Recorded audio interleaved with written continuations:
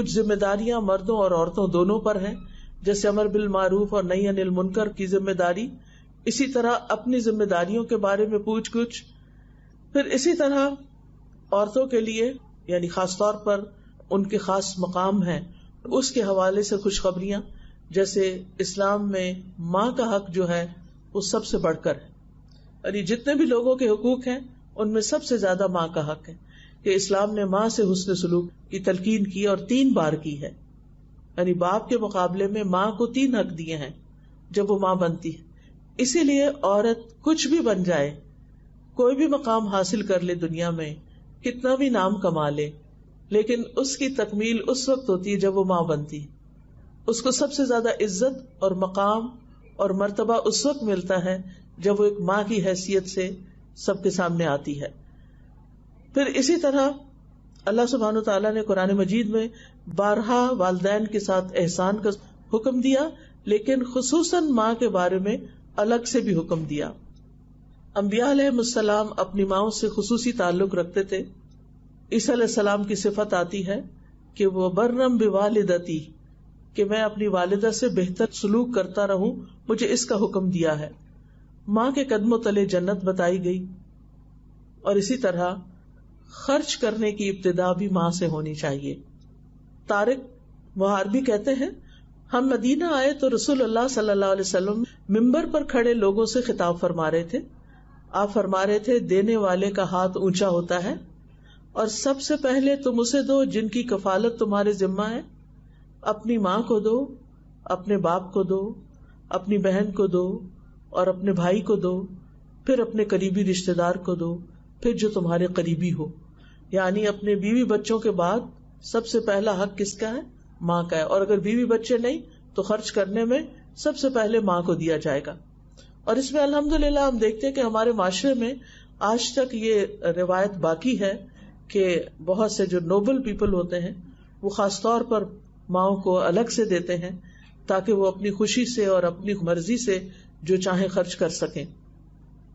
پھر اسی طرح بیوی کے حقوق قرآن مجید میں اللہ تعالیٰ فرماتے ہیں وَعَاشِرُوهُنَّ بِالْمَعْرُوفِ، اور ان کے ساتھ معروف اچھے طریقے سے زندگی بسر کرو.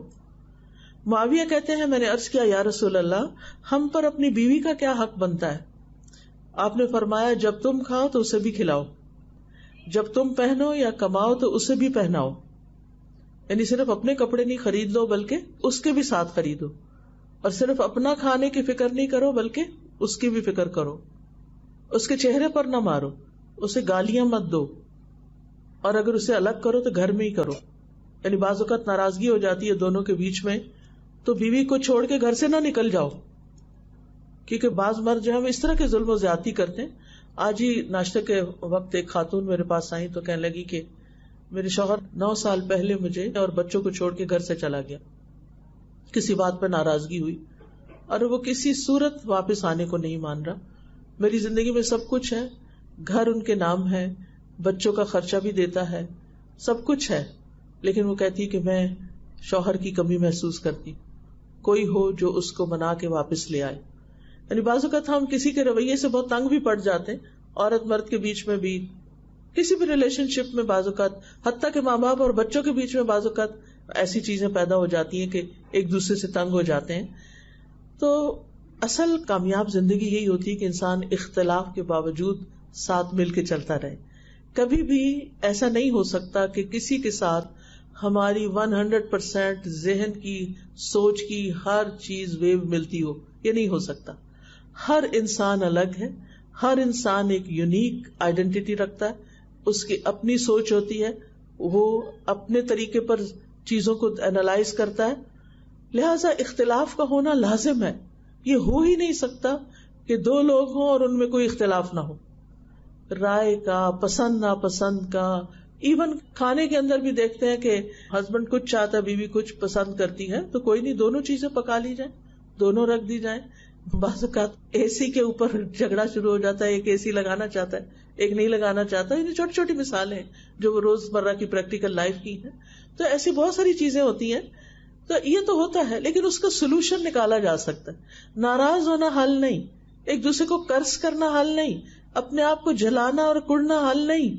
ان چیزوں کا آپس میں بیٹھ کے کمیونیکیشن کر کے ڈسکس کر کے سولوشن نکالا جائے کہ جس میں دونوں کمفرٹیبلی ایک چھت کے نیچے رہتے ہوئے ایک دوسرے کے ساتھ چلیں. کیونکہ جن میاں بیوی کے درمیان بہت زیادہ اختلاف ہو جاتا ہے پھر وہ اختلاف بچوں میں نظر آنے لگتا ہے, بچوں کی شخصیت پر اس کے اثرات ہوتے ہیں اور نسلوں پر وہ برے اثرات جاتے ہیں بعض اوقات. اور نبی صلی اللہ علیہ وسلم نے بھی فرمایا تھا کہ عورت شوہر کی ناشکری نہ کرے کیونکہ شوہر کے بغیر وہ رہ بھی نہیں سکتی. یعنی ہم جتنا بھی کہیں کہ ہمیں مردوں کی ضرورت نہیں, ہم انڈیپینڈنٹ ہیں, ہم بہادر ہیں, ہم فائنینشلی انڈیپینڈنٹ ہیں, ہم سب کچھ ہیں, سب کچھ ہو سکتے ہیں, ایسا نہیں کہ نہیں, لیکن بہرحال یہ چیز فطرت میں اللہ نے دونوں کو ایک دوسرے کی ضرورت بنایا. یعنی اگر کوئی مرد کہے کہ نہیں مجھے عورت کی ضرورت نہیں, میں اس کے بغیر اکیلا بھی رہ سکتا ہوں, تو بڑی انہونی سی بات ہے, ہو سکتا ہے وہ غلط راستے اختیار کرے. اور اسی طرح عورت جو ہے وہ کہے کہ مجھے کسی کی ضرورت نہیں, میں انڈیپینڈنٹلی رہ سکتے ہیں, سبھی رہ سکتے ہیں, زندگی سبھی کی گزر جاتی ہے. اور جب شوہر فوت ہو جاتے ہیں یا بیوی فوت ہو جاتی ہے تب بھی باقی زندگی گزر ہی جاتی ہے. لیکن دونوں اگر ایک دوسرے کے ساتھ ہیں جیسا بھی ہے, ہر ایک کا تعلق آئیڈیل بھی نہیں ہو سکتا. بہت کم کپلز ایسے ہوتے ہیں کہ جن میں بہت آپس کی محبت اور بہت موافقت اور بہت مل کے مشورے سے بہت کچھ کرتے ہیں, جو کہ اسلام کے لحاظ سے ایک آئیڈیل زندگی ہے, ہونی بھی چاہیے, محبت بھی ہونی چاہیے اور آپس میں اتفاق بھی ہونا چاہیے اور ایک دوسرے کو سپورٹ بھی کرنا چاہیے اور ایک دوسرے کو کمپلیمنٹ کرنا چاہیے. لیکن بعض کیسز میں نہیں بھی ہوتا تو کوئی بات نہیں, یہ انسان کا امتحان ہوتا ہے. انسان کو اس دنیا میں ہر چیز نہیں ملی, اللہ تعالیٰ نے مختلف لوگوں کو مختلف طریقے سے آزمایا, کیونکہ اگر یہ آزمائش نہ ہو تو پھر کیسے پتا چلے کہ کون واقعی اچھا ہے. امتحان آنے پر ہی دوسرے کا پتا چلتا ہے کہ کون کتنے پانی میں ہے. اور آخرت کے اجر و ثواب کا انحصار اس پر ہے کہ مشکلات میں بھی کون اچھے اخلاق کا معاملہ کرتا ہے, اندر دکھی ہوتے ہوئے بھی کون چہرے پر مسکراہٹ لا سکتا ہے, اور کون اپنے غموں کو بلا کر دوسروں کے غم بانٹ سکتا ہے. تو زندگی اسی طرح ہے. ہم اس پلانٹ پہ ہمیشہ کے لیے رہنے آئے نہیں ہیں, بس تھوڑے سال کے لیے آتے ہیں اور پھر چلے جاتے ہیں.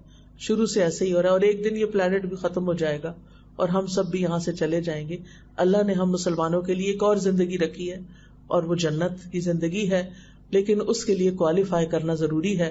جن چیزوں کے لیے اللہ تعالیٰ نے حکم دیا کہ وہ ان کو کرنا ہے, ہم کو وہ کرنا ہے. جو فرائض ہیں ہمارے ان کو پورا کرنا ہے. کچھ چیزوں کو ہم خوشی سے کر لیتے ہیں, کچھ چیزیں ہمارے لیے امتحان بن جاتی ہیں, ان کو ناخوشی سے کرتے ہیں.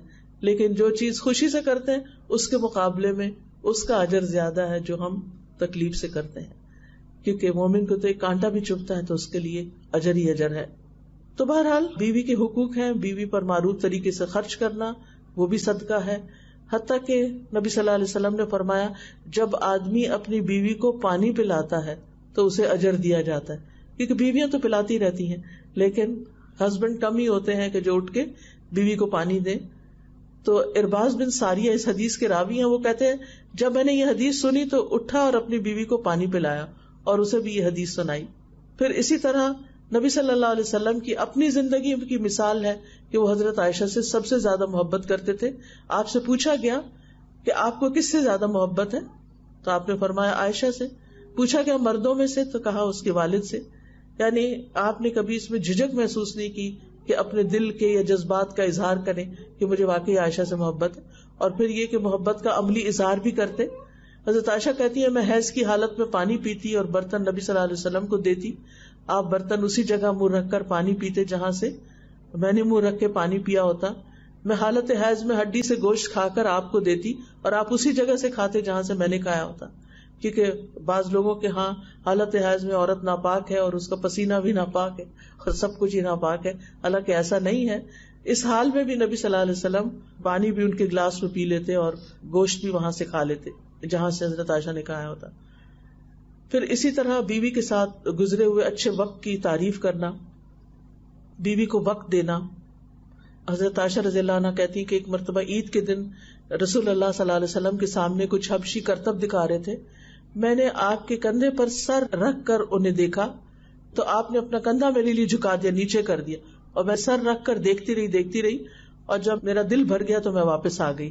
لیکن آپ نے مائنڈ نہیں کیا کہ تم کہاں جا رہی ہو, کیونکہ بعض حضرات جو ہیں وہ اب بیوی ساتھ بیٹھ کے ٹی وی نہ دیکھے تو اس پر ناراض ہو جاتے ہیں کہ تم میرا ساتھ نہیں دیتی، حالانکہ بیوی کا انٹرسٹ کچھ اور ہوتا ہے اور میاں کا کچھ اور ہوتا ہے.